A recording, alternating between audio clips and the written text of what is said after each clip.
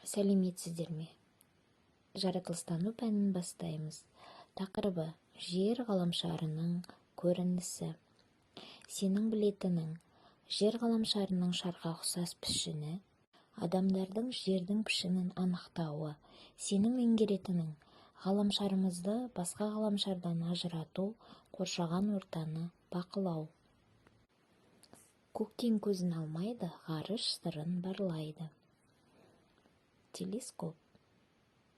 Ұшады қанатсыз, зырлайды аяқсыз. Зымыран.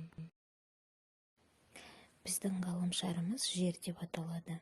Ол өте үлкен. Жердің біз шар тәріздес домалақ екенін білеміз. Ертеде адамдар жердің пішінін қалай елестеткен? Ежелгі Қытайда жерді тегіс тіктөртбұрыш ретінде қабылданған. Оның үстінде бағандар тіреп тұрған дөңес келген дөңгелек аспан орналасқан деп ойлаған. Аласұрған айдаһар дәл ортада орналасқан бағанды бұзып тастағаннан кейін жер шығысқа қарай қисайған деп есептеп, осыған байланысты өзендер шығысқа қарай ағады деп ойлаған. Ал көне үнді елінде жерді үш піл көтеріп тұрған жартылай сфера ретінде елестеткен.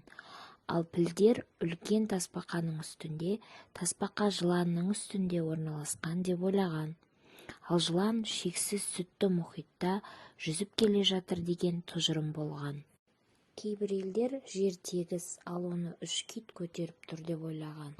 Ежелгі гректер біздің ғаламшарды жауынгер қалқаны сияқты дөңес деп есептеген, ал оның шетін мұхит шайып тұрады деп ойлаған.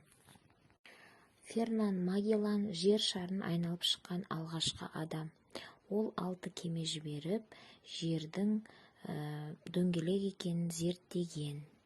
Адамдар саяхат жасай келе жердің дөңес және шар тәрізді екенін түсінген. Өйткені теңізде келе жатқан кеменің ең бірінші желкені, алыстан желкені көрілген.